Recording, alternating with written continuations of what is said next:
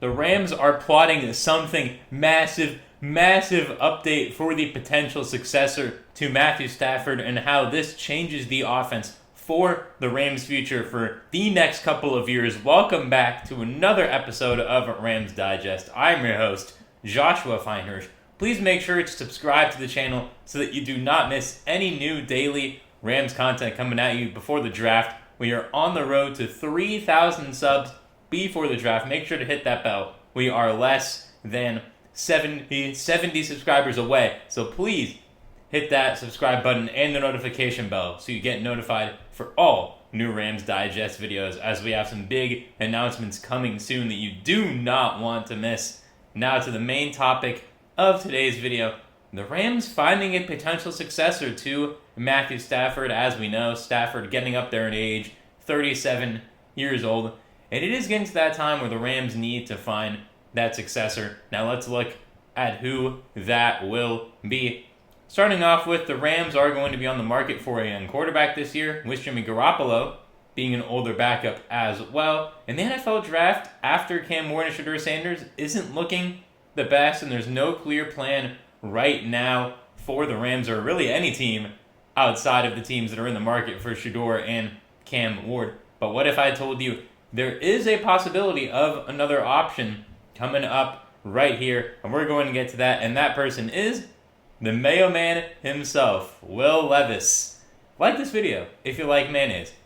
Will Levis is not officially on the trade block just yet, but with the Titans expected to take quarterback Cam Ward number 1 overall, Will Levis is a potential trade chip that the Titans could put on the table even at draft night, because after you draft Cam Ward, chances are Will Levis is not going to be too happy about that, knowing his position is very much in jeopardy as the starting quarterback of the Titans for that year and for the future.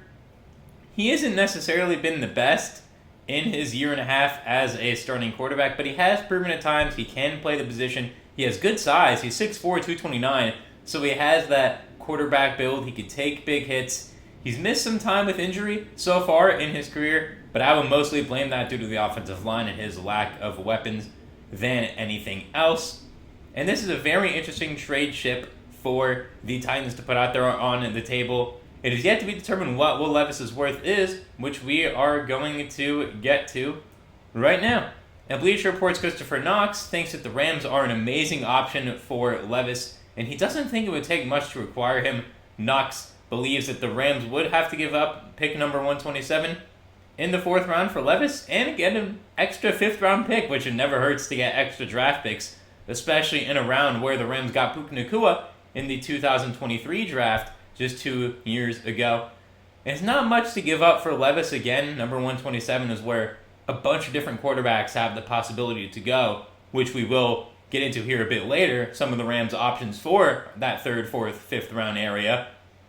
And this is a pretty cheap trade package to get a potential quarterback for the future. Even if it's a bridge quarterback, Levis would go to the best offensive head coach he's had. He's had Mike Vrabel, who didn't prioritize passing, although a great head coach, and Brian Callahan, who hasn't really done the best job in Tennessee in year 1. Hopefully, whatever they decide to do with quarterback goes better for the Titans next year.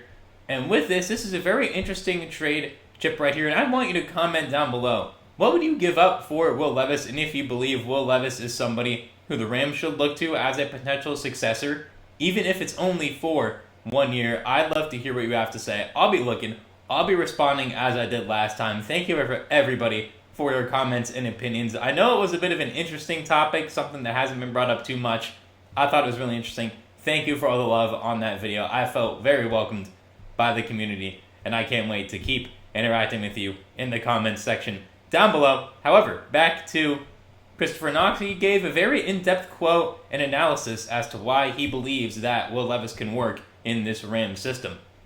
And if we get to that right now, here, learning under Sean McVay and behind Matthew Stafford could help Levis reach his NFL potential. McVay's spacing-based offense would allow him to operate as a see-it-throw-it passer while learning to better read defenses, hone accuracy, and make better decisions. Again, this is from Christopher Knox at the Bleacher Report.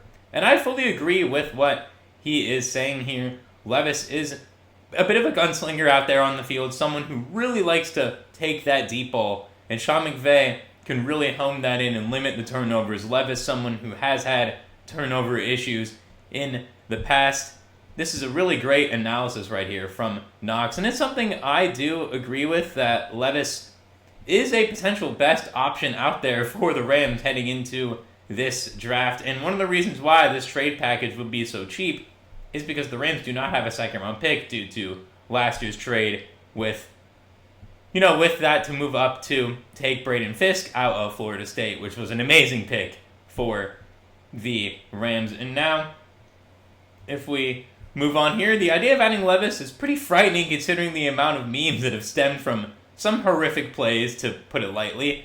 But he has the requisite skills to be good under McVay if properly trained. Levvice hasn't been well developed with, as you can see in 2 seasons, a little under 4,000 passing yards.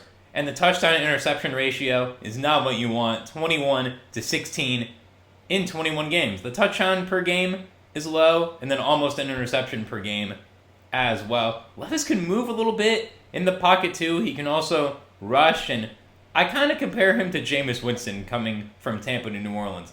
We saw Jameis be up and down in Tampa. He had the 30-30 season, no ESPN documentary.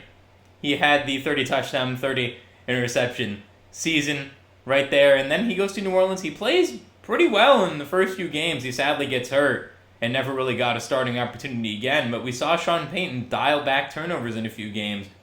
And I wonder if McVay can do the same thing with Levvice. And now, moving in to the other quarterbacks, the one question the Rams need to ask themselves in this scenario is if they believe Levvice in the 4th round is better than any of these other late-round prospects, including Colin McCord, Will Levis, Riley Leonard, and Dylan Gabriel. If the answer is yes, this isn't a bad trade. But if it's a no or maybe, then the Rams most likely are better off keeping their day 3 picks and using it on a player like one of these forementioned with a brand new rookie deal.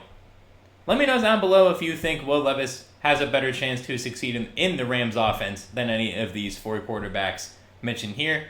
My take is that I think Will Levis is better than all these quarterbacks right now, except for Will Howard. I am a huge Will Howard fan.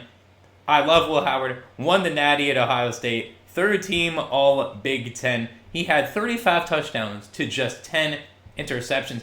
Completed 73% of his passes. Passed for over 4,000 yards on a career high in passing attempts, as well as 7 rushing touchdowns. Will Howard can move a bit. He's not your open field runner like a Lamar Jackson, Justin Fields, or Jaden Daniels, but he is able to use his legs in the end zone, similarly to Josh Allen and Jalen Hurts even. 7 rushing touchdowns in 16 games. And if we look at some of his strengths, he's an outstanding size and toughness out the pocket. He's able to buy time for routes to develop when pressured. He has great poise and accuracy to beat a blitzing defense. He delivers the ball with consistent accuracy to the frame, which means that he puts it right in the area for the receiver to catch it like this. And again, like I said, he's able to use his legs on zone read and short yardage carries, which is very important to be able to be a bit of a dual threat quarterback in the NFL. It makes it tougher for coaches to plan out, offenses right there. And now looking at some weaknesses, he's a bit guarded in his setup, will struggle to beat NFL corners when throwing outside the numbers. He's content with half-field reads sometimes instead of going through every progression, which is a bit of a red flag right there, mainly because in the NFL you need to be able to read the offense, read the progressions. That's something Sam Darnold struggled with early on, and he had some contested throws bailed out by receivers' ball skills at Ohio State. As we know, he had a stacked receiving core. If he does go to the Rams, he will have a good receiving core to work with as well. But with most teams, that will not be the case here. And if we look at what a potential quarterback for the future will have to try to replace, we'll get that going for you right now with Matthew Stafford. 16 games last year, 20 touchdowns, 64 QBR, 340 completions. He had 8 interceptions on the season. So a great touchdown to interception ratio and big shoes to fill if Stafford decides to walk away in this upcoming season for the Rams. Like the video right now. Make sure to like the video if you believe that the Rams need to find a successor, whoever that is. And make sure to leave in the comments down below who you want that successor to be. that is it for this episode of Rams Digest. A bit of a short one today. Thank you all for watching. Make sure to hit that subscribe button before you click off this video. Hit that notification bell so you don't miss out on any new Rams content. I've been your host, Joshua Finehirsh.